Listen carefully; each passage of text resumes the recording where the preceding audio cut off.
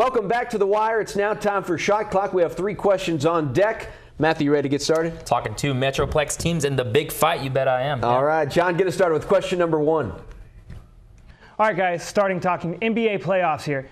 It's safe to say that the Rajon Rondo trade from Boston to Dallas will go down as one of the worst rentals in NBA history. With that being said, how do the Mavericks become contenders again?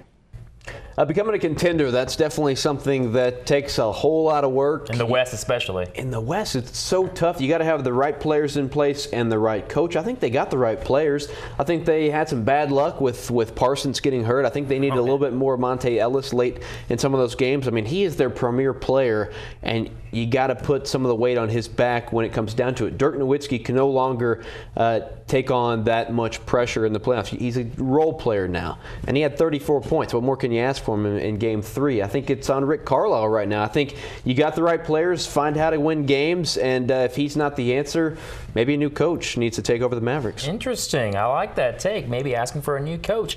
It's so tough to move on. They traded an arm and a leg to get Rondo. Not only did they trade a few key pieces, they also traded this coming year's #1 pick they have coming out. So throw that out, plus next year's second rounder. You got to, I guess, dig deep and go with what you got. Like you said, Parsons was out for an extended period of time. You need him to play big. You need him to play better. You also need that point guard because you got to imagine, Rondo's gone. It's the worst rental to ever come around, no doubt about it. He's probably going to L.A. You need a point guard, right? It comes back to that search again, so you got to get a younger guy. Preferably, I guess now the only route to go is free agency, hopefully getting a steal and going from there. Maybe draft or looking overseas.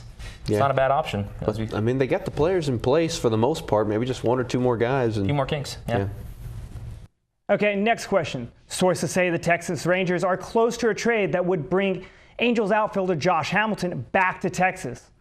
What is your take on the deal? If this whole thing becomes true and Josh Hamilton is going to be a Ranger, how crazy is this? I mean, it was just the other day you're watching Josh Hamilton on TV kind of dog the Ranger fans, say that they weren't necessarily, I don't know, call them bandwagon, whatever he called them. But it hurts. He dogged them a little bit. Now he's going to be returning to Texas kind of with his tail between his legs.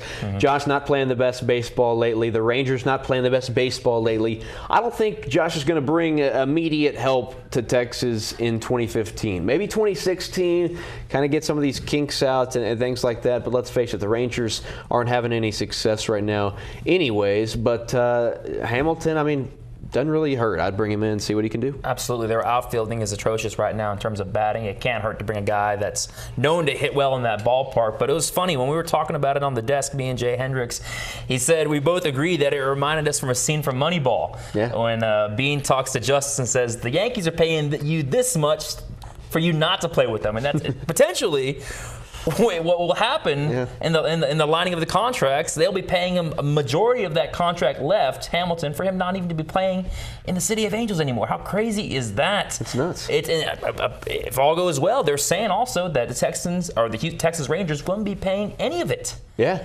Very low risk. Or trading any players, excuse me. No, very low risk as far as money goes too. I mean, they're not bringing him in for much if they do in fact bring him in. But at the same time, this is a guy that kind of sold out the organization a couple years ago. He did. He wanted that big money contract, the final one that he can get his career. You can't blame him for wanting to go to L.A. But Texas is kind of desperate right now. They are desperate, and they need to sell some tickets too, I'm sure. Yeah.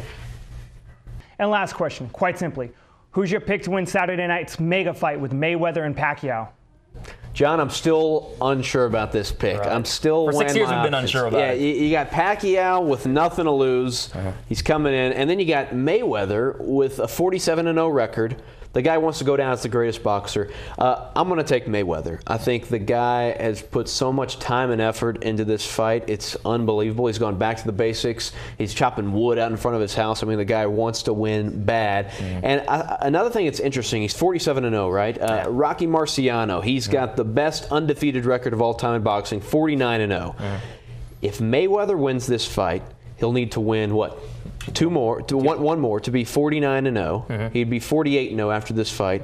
And then he goes into a free agent with pay-per-view and Showtime, meaning that there would be a huge battle to see who's going to pay enough money to see Mayweather's fight to be 50-0. He would also be the best boxer of all time with the best undefeated record. That's wild. And Mayweather's definitely planning for that. So he wants to win this one bad, because if he doesn't, that takes all of his plans and future money out the window.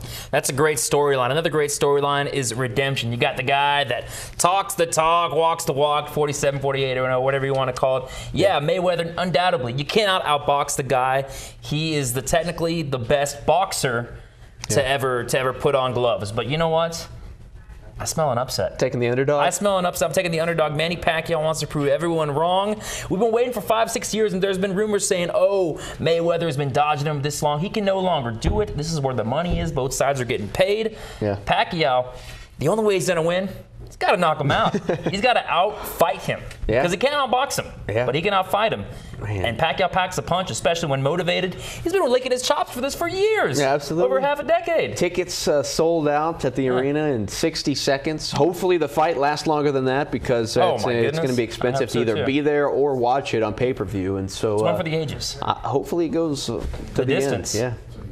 All right, thanks, guys. We'll see you back here next week on The Wire. All right, thank you, John, for our questions. That does it for another round of Shot Clock. But The Wire returns after this. We're talking a little bit Dallas Cowboys, Houston Texans, with the draft coming up on Thursday. Who should each club take? That's next on The Wire. But the Cowboys aren't getting Jameis Winston or Marcus Mariota in the draft. I think that's plain and simple. Those players should be long gone by the time Dallas is on the clock Thursday at the NFL Draft. After going 12-4, they won the NFC East.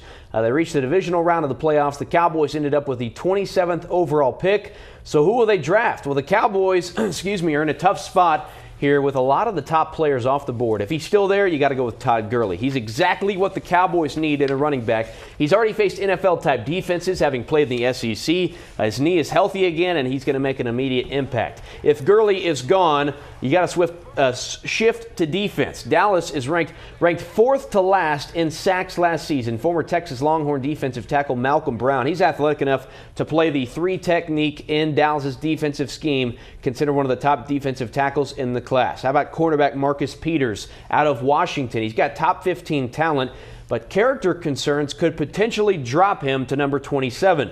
Jerry Jones has never shied away, though, from those off-the-field issues. We will see. Yeah, down in H-Town, around your neck of the woods, the Texans have the 16th pick. Several key players, they could be on the board now. The Texans, Marshall, they're truly a wild-card team. They've got a few needs in a few key areas, and they're in a good spot to shore one up for the future. The most noticeable departure on the field next year will be veteran wideout Andre Johnson. He's gone way after the divisional rivals, the Indianapolis Colts. So Houston, they need a wideout opposite side of DeAndre Hopkins. With Amari Cooper, Kevin White, and Devontae Parker expected to be gone, the Texans, they should take a look at Brashad Perriman, who shot up draft boards by running a 4.25 40-yard dash. When you look at the tape, he checks out. Not the best route runner yet, though, but he can definitely spread the field, which is what you want in a run-first offense. Another pick, Randy Gregory, projected to go top 10 until he failed a drug test to marijuana. Now, it's definitely a possibility of him sliding to number 16, where if the Texans could put his off-the-field issues aside, he could be a starter from linebacker day one. Finally, veteran corner Jonathan Joseph in the final year of his contract. Trey Waynes is the best in the class. A 3-year starter with the Spartans, fastest corner at the combine with 4.31 speed. The potential to be a lockdown. It behoove of Houston to call his name if he was available. Can't you say behoove? Behoove.